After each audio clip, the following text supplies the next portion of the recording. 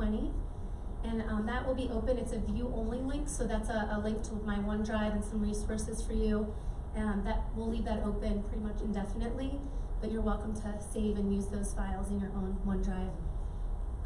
We just want to say thank you for joining us today. I know there's a lot of opportunities for you to see things, so having you here today, we really appreciate you spending time with us. I'm Lindsay Smith, and we also, and this is Brian Novick, and we're really big on Twitter, so we encourage you, please, we're always looking to network with people, especially from all over the state of Pennsylvania. We share a lot from our district, and we also learn a lot from districts like you when you're posting as well. So please join us in the Twitter space, CB, Li Smith, and Brian Novick. Feel free to take a picture of that. We're always accessible through email. If there's something that you want to follow up on today, you don't have time to talk with us afterwards, feel free to reach out via email. We're always looking to connect with other districts as well.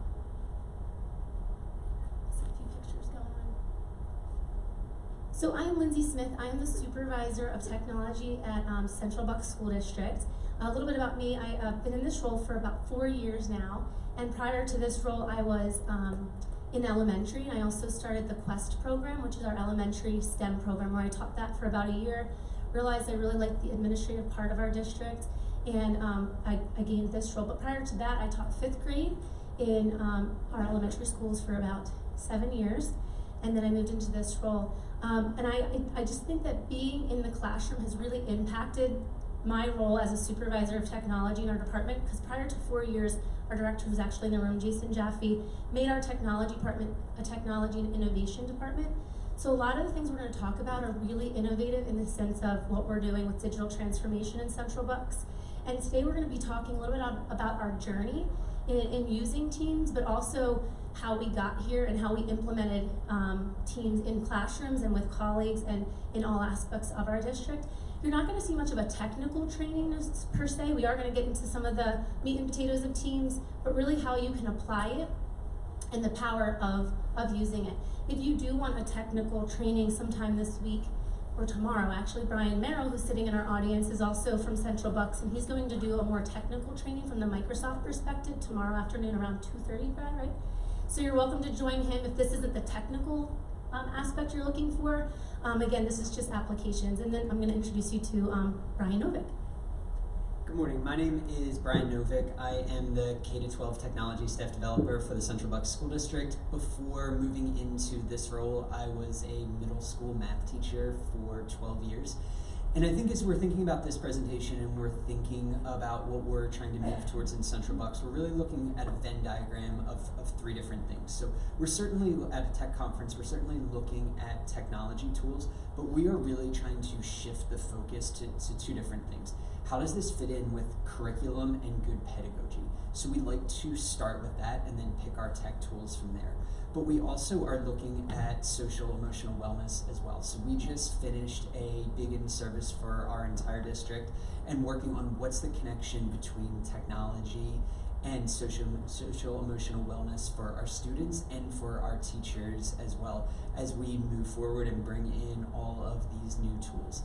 As we're moving forward today, we're really hoping that you can generate a couple different ideas. Lindsay's gonna talk about our journey, and then we're gonna look at Teams as an LMS, but we're also gonna look at it as a way to communicate and collaborate with people in your district. So hoping you can pull a couple ideas in terms of how you can use the product. So again, this is, if you just came in the room, I saw a couple people come in. This is where we are posting resources that we're going to be referring to, because we're not going to dive into all of them, but just so you can access them after today. And right now, we're actually going to jump into Pear Deck. And for any of you that are exclusively Microsoft users, which we are in Central Bucks, that's all we use. We do not actually use Google accounts with our staff and students. So when we saw Pear Deck as a Google product, we were really hoping for the day that Microsoft adopted it. So when it came through this year, we were all about it, and we're actually tentatively adding it to our budget for next year, but you're lucky. This is our first time using it with a live audience other than like in our office space. And I will tell you that it is great, but it also has a little bit of, it's not the seamlessness of, I think, Google. So we're gonna try this with all of you. How many of you have used Pear Deck before? Just a show of hands. Okay, with Microsoft.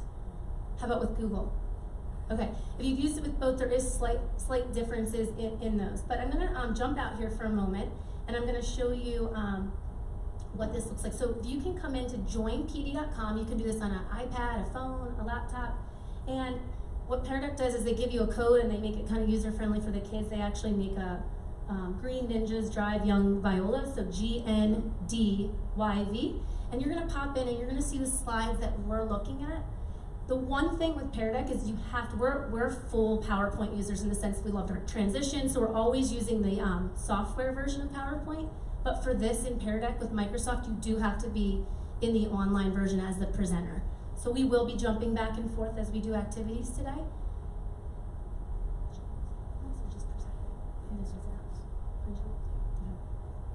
So we're going to start the class, and as we're presenting, you are going to see that code up there. So if you didn't miss it, it's GNDYV. It's in the top right corner there.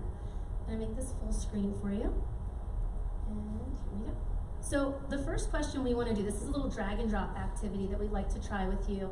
And you're going to see a little flag on the screen. And we'd like you to drag your flag to where you're representing. So we want to see where you're traveling from. And we'd like to see, you should see populating up here on the screen the responses of everybody in the room. So do you guys have a little flag on your screen? Oh, look at that. Ready? You unlock it and we're good. You see them? Okay. Look at those flags. So you can, this is a really cool activity when you're thinking about students. This is an add-in for PowerPoint, and it really gives teachers a nice formative assessment, interactivity, and at any point you could see I can lock the screens, as you just noticed. Some of you don't know where you're from, and that's okay.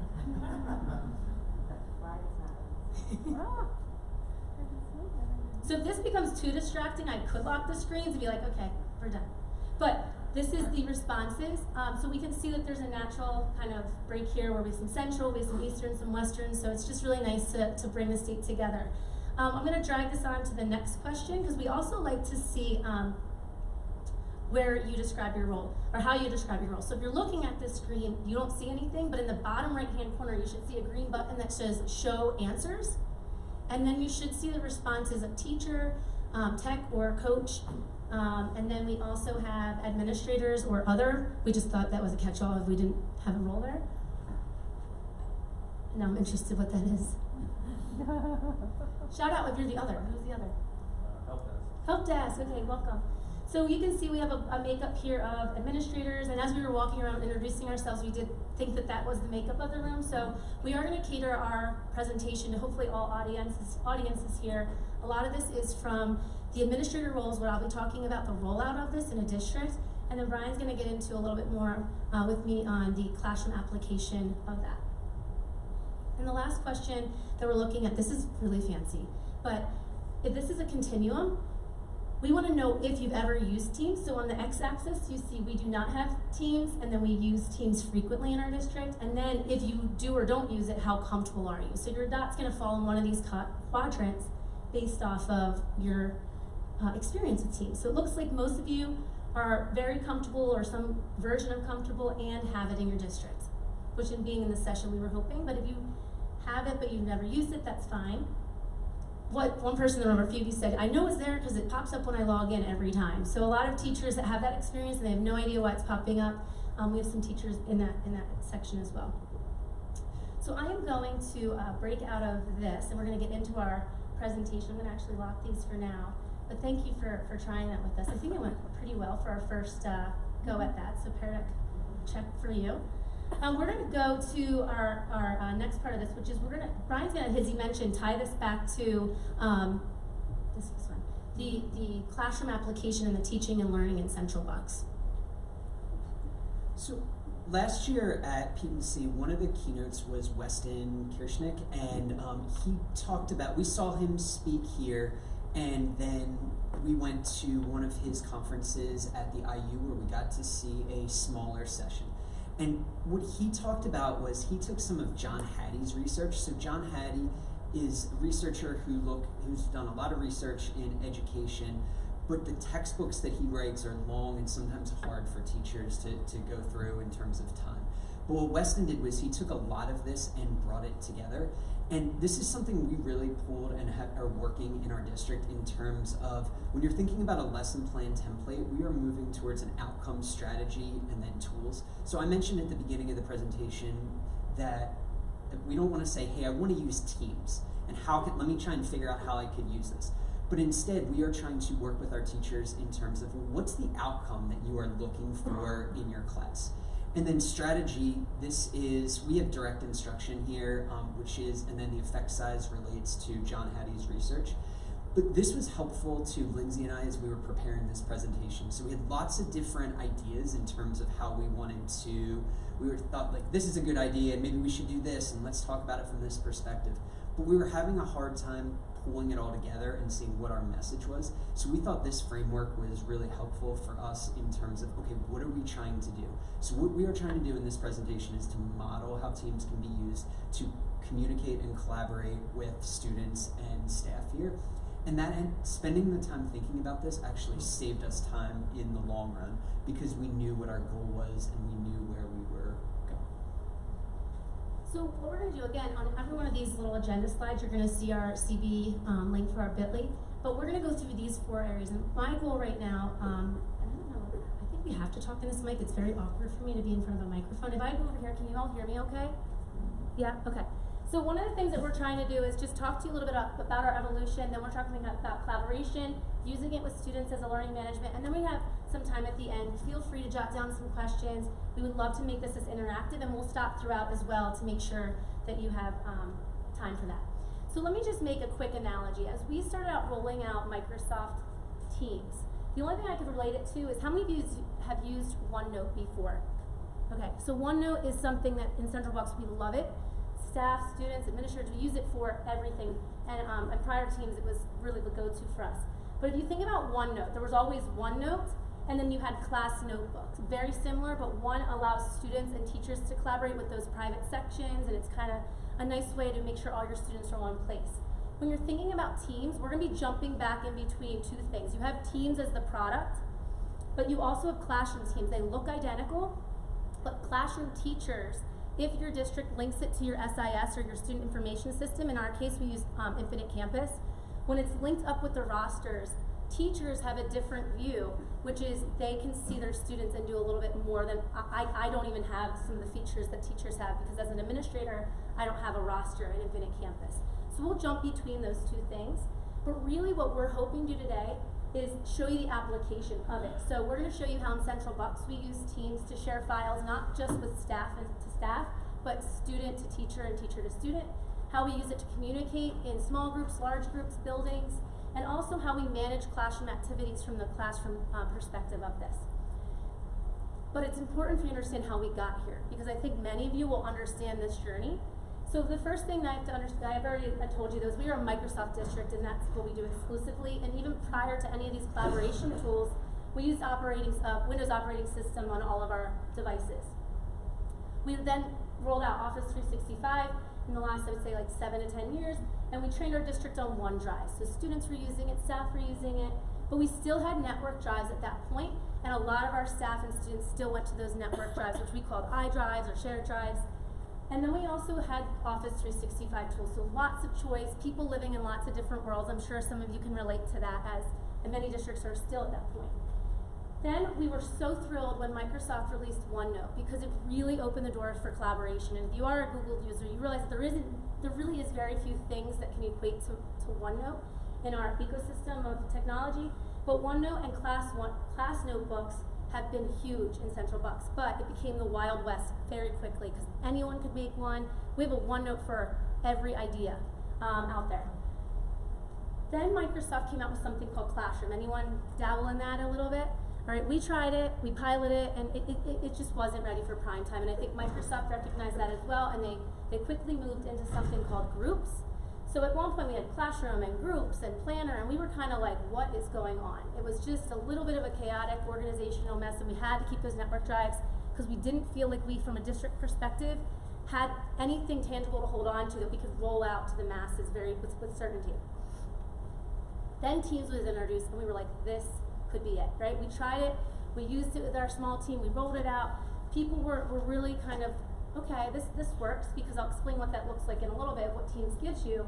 But we clinched onto Teams very quickly. I'd say we piloted it for about a half a year, and then we quickly adopted it within 6 months last year, and we went fully digitally, we digitally transformed our whole district, and we no longer have network drives. Everything's in the cloud. We use Office 365, OneDrive, and Teams for all collaboration.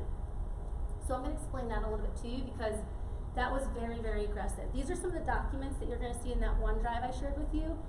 But in a glimpse, what we realized is we had from about the start of last year, it took us from the start of last year to plant this seed and be like, this is where we're going. This is here for the long haul. Microsoft is putting lots of money into this product and it's not going away from what we can see.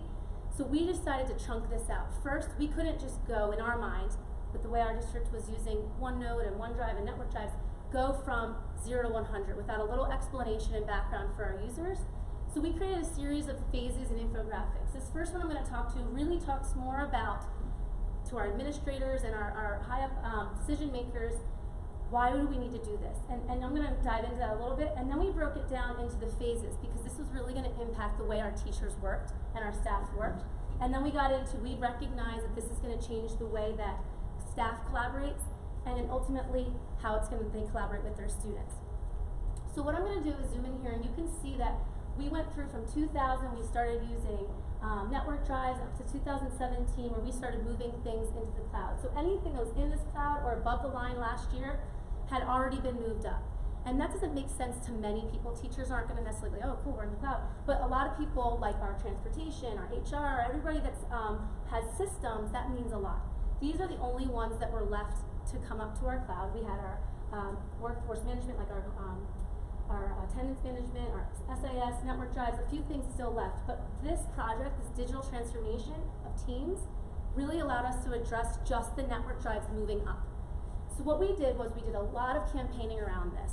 I consider myself like a marketer for a lot of our digital transformation and our initiatives in the technology department because my role is in the technology department, but my foot's also in the classroom. So I get to be that liaison of how do we make this technical jargon make sense to educators when they just want to do their job every day in the classroom. So what we did was we have a K-12 technology committee that I work with them very closely, and there's a representative in every one of our 23 schools. So when we have messages like this, we'll train them on that, we'll give them the PowerPoints, we'll give them materials, and then they in turn go back to their buildings and they mimic that same message to their staff. We got in front of faculties and did the same thing, but phase one, we said, guys, this is easy.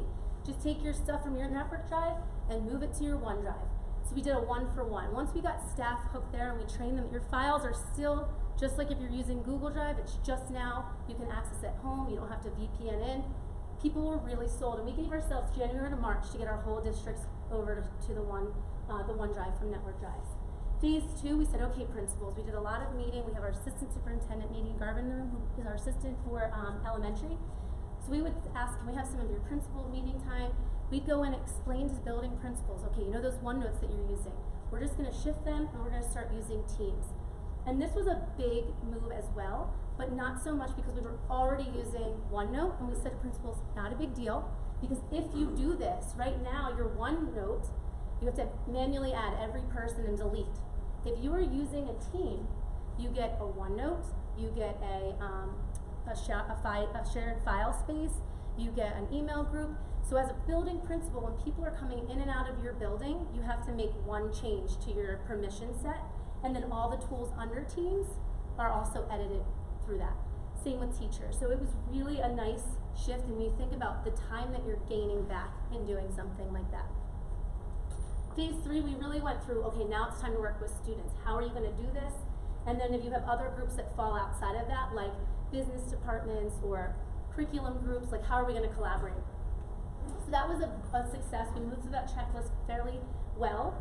And then we realized, you know what, we just have to recognize with our users that there are traditional ways of working which are still well and good. If you want to use a copier, go for it. If you want to email files, sure thing. File cabinet, go for it. You can use USBs. However, you can't use this because there's no longer iDrives or network drives, and you can't use shared drives that you used to have. That is the only thing that's going away. But the 1-for-1 transfer was, if you're using iDrives for your personal files, now you're going to use OneDrive. If you were once using shared drives, think about why you were using shared drives. I don't know about you, but they are years of filing cabinets that no one goes back to, right? It's a dumping ground, and then it's just like no one manages it after that. So when you think about it, when you're getting Teams, now you have a shared file space, which is why people use network drives. You also get a permissioned OneNote.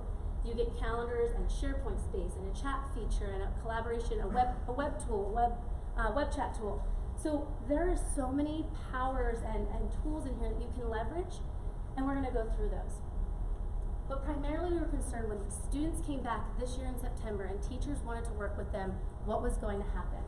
So what we did was we created another graphic for that phase, which was we get, as a teacher, you wanna share content with students, you wanna collect content from students, you wanna collaborate with students, and here's some best practices in the terms of how you can do that.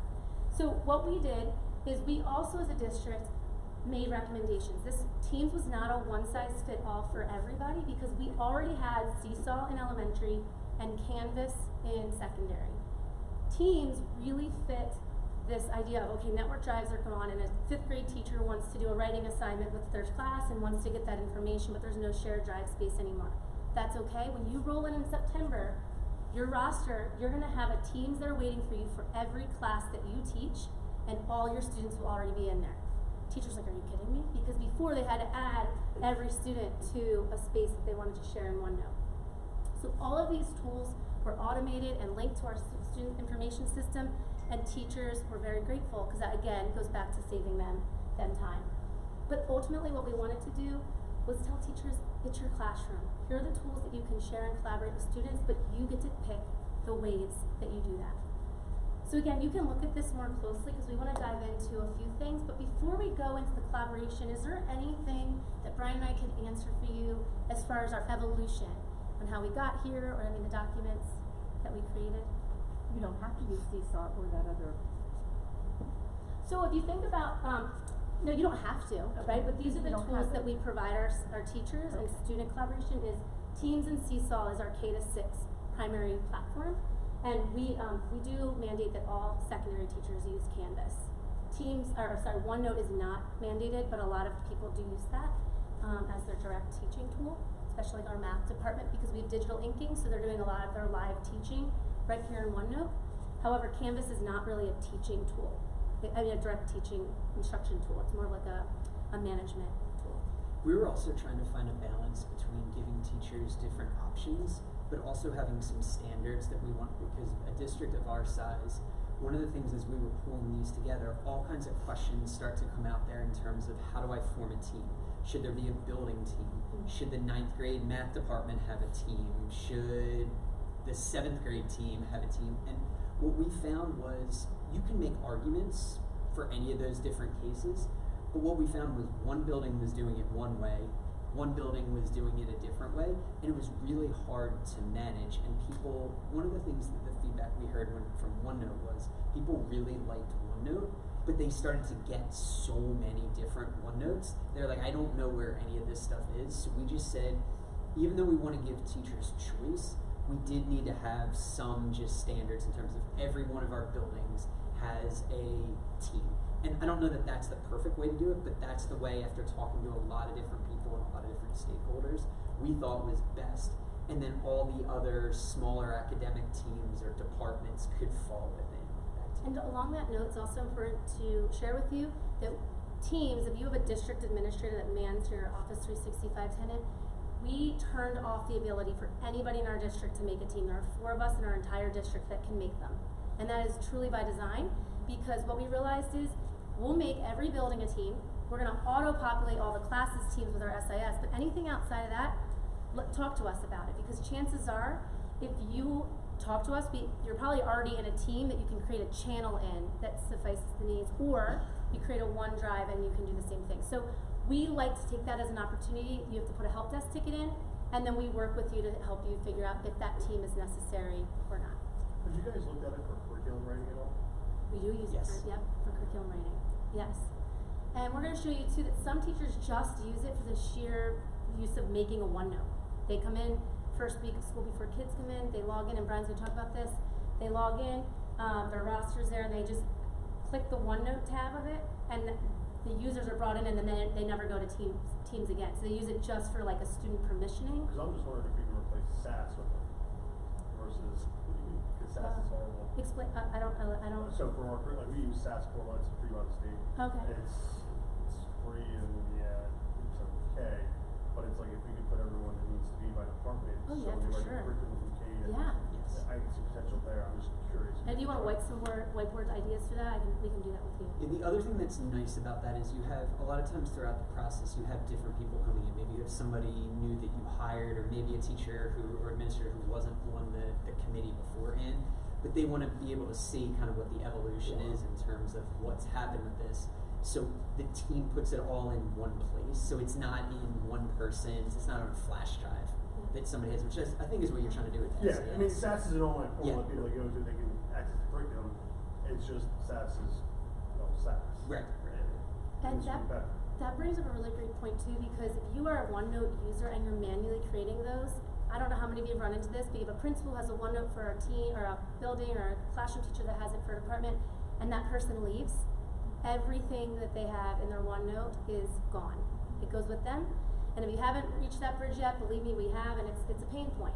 So when you have a team, even if it's just for the sheer purpose of using it for the OneNote, if I'm principal and he comes in as the principal as I leave, all I do is transfer ownership of that team to Brian, and he just gained all of that. Rather than in the past, it was like, oh no, now he's creating a whole new notebook. His first impression to his staff is, all right guys, everyone log into this new OneNote, and they're like, oh. So this just really makes the transition through technology, when you're using Teams to the fullest, just so much more seamless. And I think you could probably leverage that too. We'll talk to that later. Sure. All right, we're gonna move on. Thanks. Okay, so next portion of this, we want to look at collaboration with teams here. So a couple different ideas that Lindsay and I are going to go back and forth and talk about different test cases in terms of how we have used this. Hoping that you can find one or two ideas of something like curriculum writing that would be useful for you here. So first is using Teams to connect people. So there's lots of different ways that you can do it. We have some virtual meetings that we are doing here. So our principals, our elementary principals meet once a month, our secondary principals meet once a month. One of the things that we started doing was taking maybe 2 elementary principals meetings and moving them to Teams right here. Lindsay referenced that we have a K-12 technology committee that has 40 to 50 different people on it. So what we'll do is we'll take 2 meetings a year and we'll move them to virtual meetings right here. Sometimes we do our technology trainings, and this is, I'm just gonna play this in the background just as I'm talking here. This is a training I did with our phys ed teachers, but this is kind of what it looks like, where you have different people speaking here. You have someone who can share their screen. So a couple tips for doing this. I would really recommend doing a practice run and talking about some norms that you want to go through. So we typically do things, we ask everyone here while they're doing this to come in and say, hey, you're gonna have your face there initially, everybody's gonna say hello, and then after that we're gonna ask people to mute your microphones. If you're having 3 or 4 people on a Teams call, it's okay for everybody to have their microphone on. But just as you think about it in terms of a conversation, if you're going to have a conversation with 40 or 50 different people, it's not going to work if you don't have some norms here. So what's nice here is, as the presenter, you have the option to mute everybody's microphones. You can also take your PowerPoint. So pretend this was, we weren't all in the same room. I could actually take my PowerPoint right here, and what I could do here is I could have that as the screen. There's some other features that are available. There's a new feature where you can blur your background here. You can get feedback in the chat. There's also an option to record it. One of the nice things about Teams that we haven't mentioned yet, but this is one of Microsoft's premier products right now, and they are continuing to update it. So sometimes we're finding things, or someone's asking a question and saying like, hey, does it do this, or does it do this? And initially, and maybe the answer to that is no right now, but what we're finding is they are continuing to add new features to this that really are making it more user-friendly as we move forward here. So this isn't something we like to do all the time. I don't think this replaces in-person meetings. I don't think anything can do that. But if you think about those couple of different times a year where it's nice, instead of having everybody drive to a different place, The other thing we like it for is sometimes our K-12 technology committee has elementary teachers and secondary teachers, so sometimes we'd like to have them in the same room, but sometimes we like to just pull our 5 middle school tech coaches and just answer their questions because they're more specific, and Teams really gives us a platform to be able to do that. The other thing that we do, I know that we have a help desk person in the room, but I know a lot of you are also end user help go-to people, right? So people have a question, and you might be one of those people that they come to. So a lot of times my email inbox is filled with maybe just questions, like odds and end questions that if I pick up and answer all those phones or go to every building in our district, it would take me a while, but I can also provide really specific help in Teams. So I might say, hey, can we just jump on a Teams call real quick? And our help desk does the same thing. They go into Teams, they log in, they share their screens, and it's really great to have that control. As Brian mentioned, you can share your screen. So I might say, if I'm helping Brian, hey, can you share your screen on the Teams chat? Can you give me control? And I can actually take control of his mouse and do all the things that I would do in person.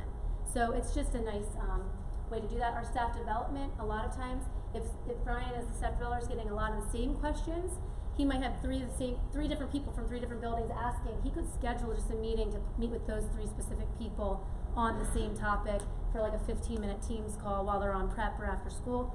It's great. Again, when you think about valuing people's time, we've had people say, oh my gosh, thank you so much. Because if you think about just even calling I feel bad bringing people over for a 30-minute meeting, so I feel obligated. If you're gonna drive over, we're gonna meet for an hour because you took that time to jump in the car, and you feel like you're just filling time for respect, but this is the most respectful use of someone's time in a lot of those cases. And even colleagues are starting to do this with each other. As we are connecting people through Twitter, we're kind of breaking down the walls of our buildings, and people are seeing this like blended opportunity to work together, not only through Twitter. They might see an idea, but then they can reach out to that person and be like, hey, can you show me that? Meanwhile, they might be 30 minutes away, but they can kind of come together in this authentic way of collaborating in ways that we could never, ever do before. And it's just wonderful. The other thing is tips for doing this, just using the chat. So if you have, again, when we're doing a Teams call, typically one of us is watching the chat and one of us is presenting. So Brian might be watching the chat because people don't want to speak up, but questions are coming kind of in as a side back channel. And he might be like, Lindsay, there's a question, can you answer this? And then I can broadcast that up. And screen sharing and again, requesting control are some things that you can take advantage of. And this is just a screenshot of it. So again, a silent video, but this was a call where Brian and I were showing some things, and you can see that both of our mice are on there, but our heads are kind of floating with it. So you can kind of see who's on what part of the screen.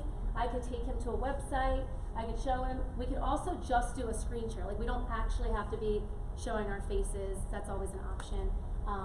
Which is very user-friendly, and it usually happens within the conversation part of a team. So if you have an existing team, you just hop in on that team. And sometimes what's really neat is someone that's not even called on, but they're in that team, they kind of pop in and they can see what you're doing also and just be part of that call. Before I move on to sharing files here, I just want to pull up another option that you have here. So if you look within Teams here, the way we did a quick training with someone from Microsoft, and they talked about this right here as the me space. So everything here, when you look at it in this left bar, this is unique for you. So if I pull this up, this is my activity, my chat, my Teams, my calendar, when you pull this up.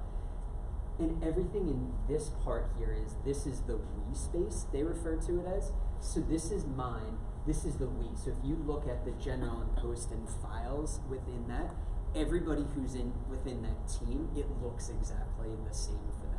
And so this is his CV, like the way to read it, it's kind of left to right. So this is mine, but this is the team he's in, and within the professional development team, this is the activity that they're sharing. This chat feature that is right here on the left, this is perfect for if you want to have a quick conversation here. So I had a teacher who called the other day. He's bringing in a guest speaker, and he is doing this at one of our high schools, and he just wasn't sure exactly how to do this. So we had a quick conversation about it for about 10 minutes. It's coming up in a couple weeks, and we just talked through exactly what we needed to do.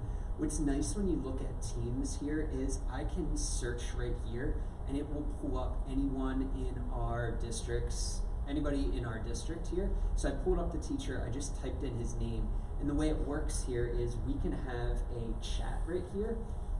But then if it's, hey, we're talking back and forth, it would be, hey, wouldn't it be easier if we could just have a quick phone call? You can click this and it will connect via your computer right here.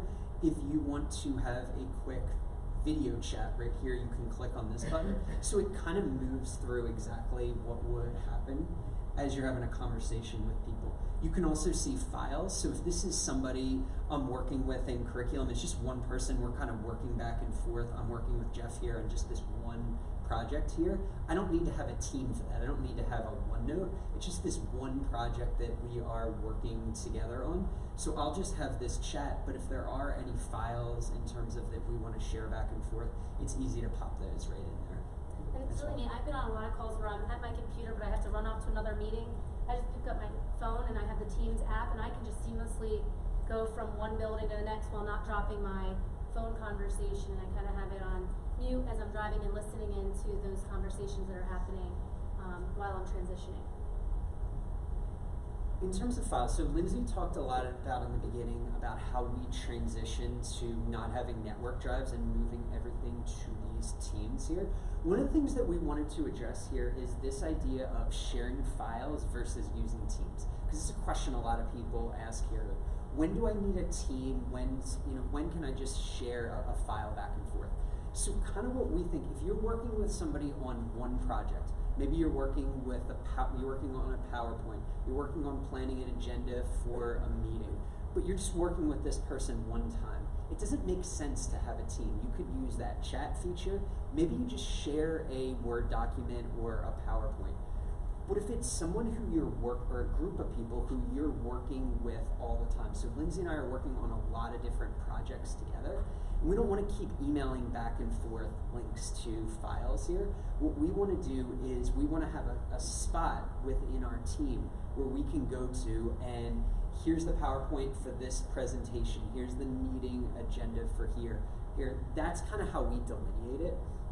The other thing to think about this, when we met with Microsoft, they talked about the idea of don't think about how you used to work.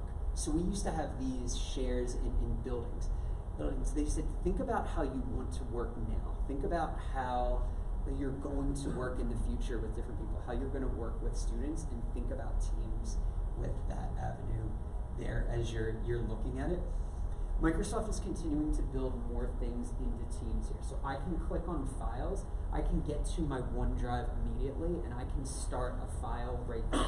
If I want some more features here, they have an option where it's open in the desktop app here, but I know where everything is because I know this is the starting place where I'm at. Just going back on this too, just a word of caution, if you're not, one thing that we live and learn through Teams, like I don't want to stand here and think that we know everything about it, we're learning something new, but even today when I was trying to share, or last week when we were preparing for today, share that OneDrive space with you, we made it in a team with all those files, but what I realized is that sharing link, you would not have been able to access that because it lived in our team. So I actually just copied it with this feature. I copied from Teams to my OneDrive, and then I created a view link for you. Because if you weren't in my team, you would not have been able to gain full access to that. So that's just something as you're working, if you ever get frustrated by using a link and someone can't click on it, think about where that link originated, and you might just need to shift it over as a copy. All right, so what we have, another thing is just two things we want to go through with this is student accessibility. Maybe you have a student, I have teachers who have students on medical leave and they're like, I just don't know how to get this student who's on homebound instruction for 2 weeks into my class.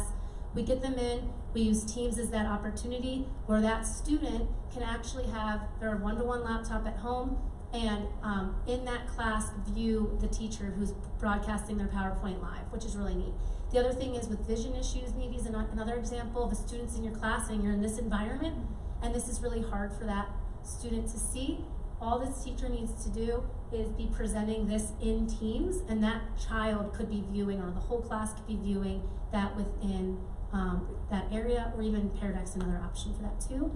But really just making sure, some tips with this, making sure that teacher realizes that this is an opportunity for you to do homebound instruction for a kid for a period of time, making sure the teacher realizes that they are going to be recording that and it's going to live for the class in a space. and just help them set it up. That's something that we like to offer out to our users. Just let me help you set that up. Let's get this going for you, and then they're feeling very confident when they go off on their own. Another tip with Class Notebook, I mentioned the difference. Some of our teachers just enter teams that first time of the class period. They go into their team and they click Class Notebook. The Class Notebook just needs to be set up that first time, and then that teacher doesn't ever have to go back into teams, and the students might not ever have to go into teams.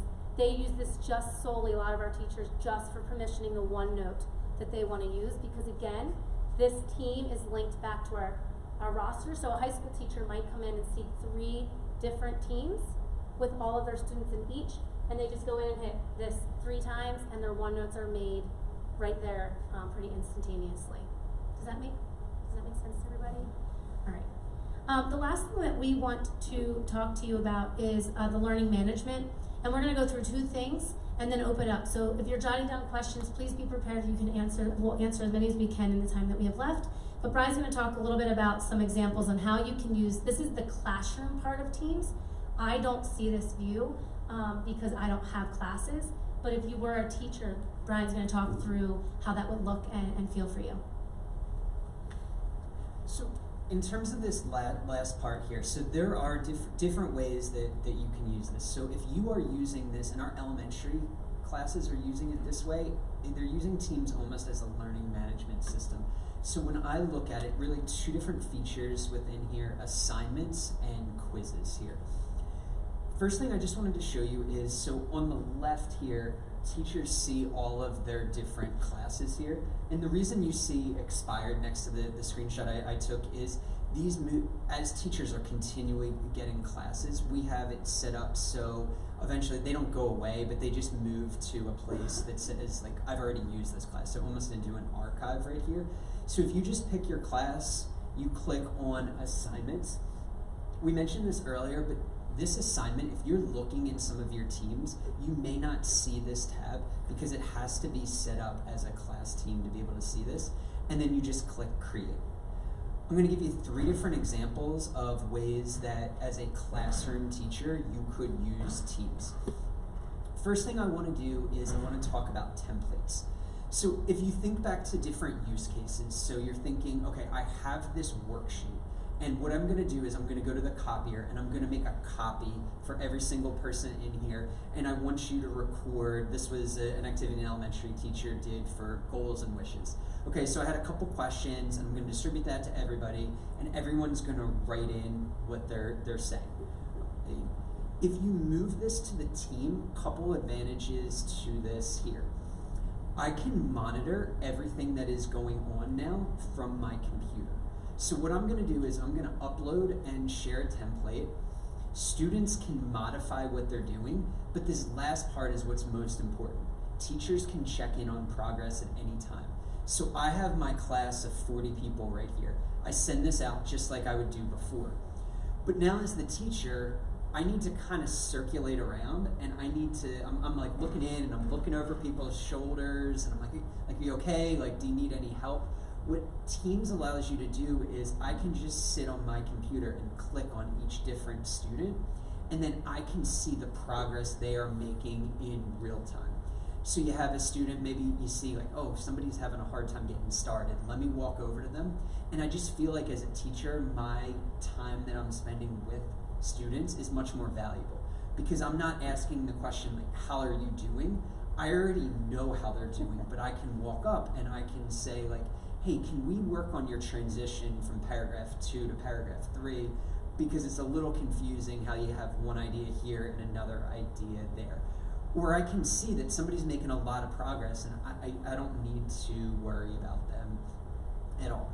So this template is really nice. The other thing that it allows you to do here is you can have a template, or you can have them start just with a blank document. And I'll show you what this looks like within Teams in a second.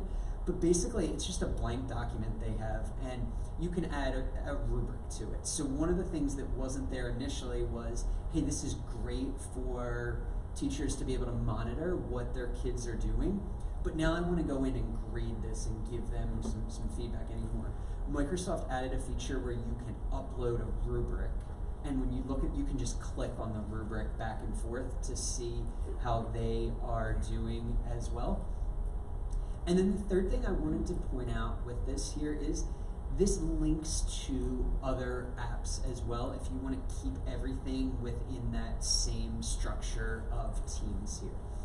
So Flipgrid, product that Microsoft has bought here, you can have a link right within, you can take right within your team. So all my kids are staying within the team here. They can go directly to Flipgrid as I am looking at it. I want to just pull out of the PowerPoint just for a second to be able to show you as I am looking at my different teams here. So this is one I did with a professional development workshop here. So we did a workshop with our teachers this summer, and we had them try these features here. What will happen here is, so within the team, this is the we space here. If I create a new assignment, it will show right here in this general post. So the kid, all they have to do is, if they want to go and look at this, here's who was added to my team right here, but they can go and click on any of these assignments right in here, and that's how they start the assignment within there. If I am the teacher, I can look at all of my assignments and say, okay, I'm creating this balance through variety. One of my 43 students has turned this in here. So now I could go in, I could edit the assignment, I could see what it looks like from a student view, or I could go here and I could see exactly what my students have done so far, and I can see exactly what's going on, and I can click right on that student as they are looking at it. So it's really a nice way to go back through that idea of, I want to create an assignment and then I want to pass it out to everybody, but now I want to do it digitally and I want to do it within the same platform. Great. So that's one component. As a teacher, you're giving assignments constantly, but another component of teaching is getting feedback and data. So with the quizzes feature, what's really nice about leveraging team with quizzes is you can create right within your class team, just like you would create an assignment. When you hit create, instead of doing that, you can hit a quiz, and the quiz can actually be a survey or a graded quiz. So these are just things that you can see, and what's really nice about this is you can actually see that they actually give you forms that you could use, and you get a title, you can add a category so you can easily tag things.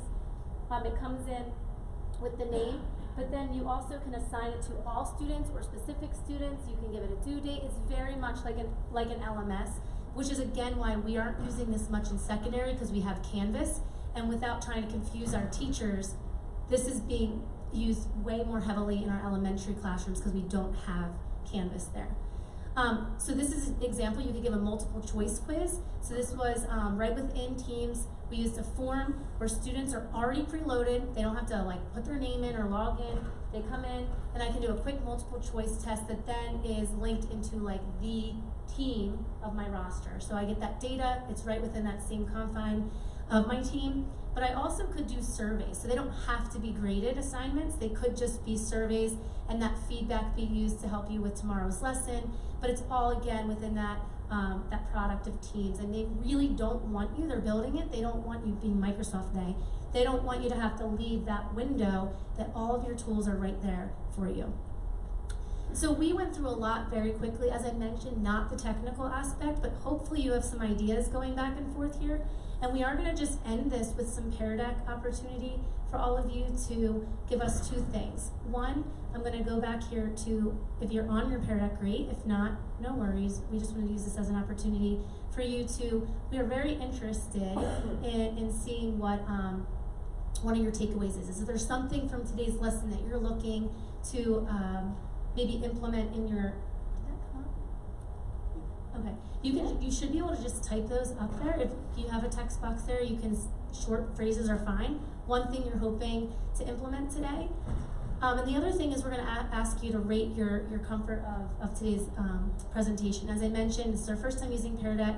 We really love sharing this with all of you, but we were wondering if you could just rate how impactful today's session was for you. And as you're doing that, we would just like to open it up to general questions for all of you. Yes, thank you. So I think the one question we had is sort of right in the middle of the migration. Yeah. Google to Office 365 and the whole Teams suite. There's a lot of uncomfortableness Yep. associated with it, and the who like cheese type of scenario. Yeah. The question is, when did that start to subside for you through your migration process? You're getting a lot of pushback right now. This is what I've always done. What does this equate to? So that's a really great question, and tomorrow, I don't need to keep plugging our sessions, but tomorrow our team, we have 4 of us presenting on our technology vision tomorrow afternoon, and it's actually at the same time as Meryl's team, so you're gonna have to pick one over the other, I don't know, it's alright. But we have, we're gonna talk about our vision on how we got to that, but a lot of it is going back to our vision. We've been very transparent with our users, and this is where we're heading. It was not overnight. We have a 5-year technology vision. We are in year 4 of it. So we are just now in year 4 getting to this opportunity of going digital and going cloud.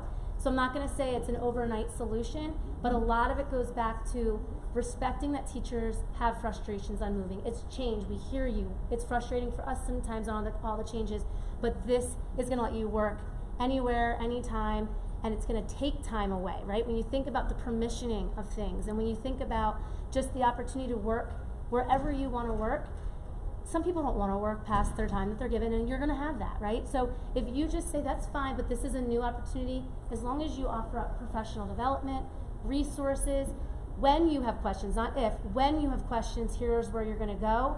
We just flood our users with support, with understanding, with resources. Does it take all the griping away? 100% no, it doesn't.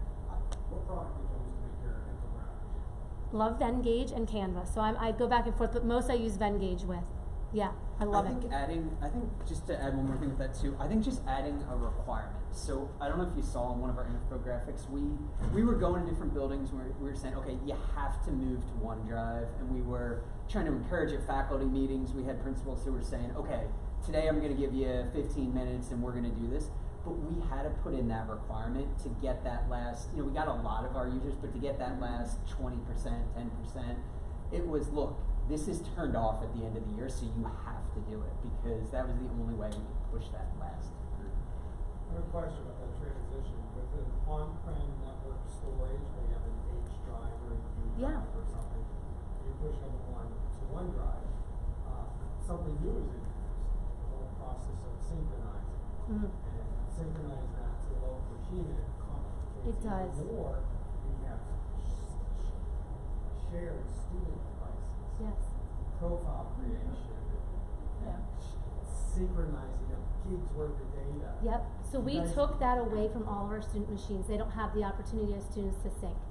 So it's just It's all one online. And Brian's our recycle. technology analyst. He's the one that takes all those calls, and his dream would be that everybody works online. We can't get staff quite there, because I couldn't live in online. It's actually a better idea. Students, we do. Because it takes what you used to have, and here's the new version. It's the same. Yes. It's just cloud.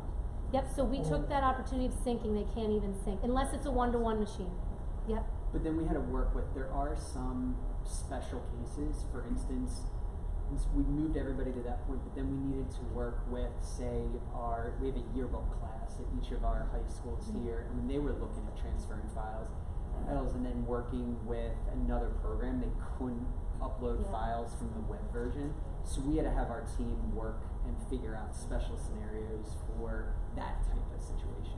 And to go even further, because our current campaign this year is our data privacy and cybersecurity campaign, which part of that relates to teachers is we're moving to ClassLink. So when we're talking to curriculum who's buying new materials, and we're talking to teachers who want to use X website or X program, we are saying now, this is why we might be saying no to your requests, or why it's so important that all requests filter through us because of that. Right now, like tech ed, for example, is one area, or business ed, where they're using Dreamweaver. They're having a very hard time with that workflow. So now we have specialized desktops in there, but we don't want to support those, right? So we want this program to work on a one-to-one device. So what we're doing is moving all of our program and software purchases to the cloud to combat some of those nuances with not having network drives. So it's not perfect, but we are getting there, like step by step, and I think teachers appreciate it. Because now in that scenario, if you have Creative Cloud with Adobe rather than Dreamweaver on the local machine, students, like we were there I was at this class the other day, meeting with the business teacher, and this student was a high school child working, she has a one-to-one device, but has to come to that dedicated lab after school to work on a Dreamweaver project because she can't access that at home. Next month, when we go to Adobe Cloud, she will have that online version of Dreamweaver on her one-to-one machine cloud, and she doesn't have to stay after school with the teacher. So that's now our next transition in our digital vision. Thanks for asking that, though. It's definitely a real hurdle, though. Any other questions? We are welcome to open up any questions that you want to stay behind and ask personal questions. We are slightly early, but you have 5 minutes to get out of this room for the next presenter. But thank you all so much. Please, I will put our contact information up there again for you to see it.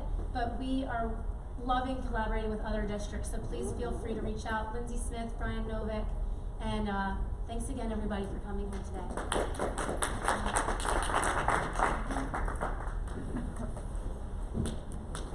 Yeah, if you have any questions on that, let us know. I mean, just like, look, the SAS is a horrible product. None of our staff really SAS, love yeah. it. And it's like, look, we look at curriculum writing, it's like, it's a moving target always, and it's like, oh, Teams would be a great way to introduce this in our district, and for them to start to conceptualize on how to actually use Teams. Versus, because we've been Google now to pull the rug out from underneath them and say, we're going Teams, would be a little harsh. But to show them, hey, look, on the curriculum side, here's how we can use it, and then eventually Killed it. Thank you, buddy. Thanks for pivot coming. into some other things. Because that's the thing, like, even if it's like, okay, let's make that a great program. Well, it's, if I'm doing curriculum, which I might only be doing once every 5 years for a little bit, you know, I mean, I got to learn how to use this program. I don't remember, but if we can make it something where, okay, I'm going to use this for other things, it might be a good like avenue.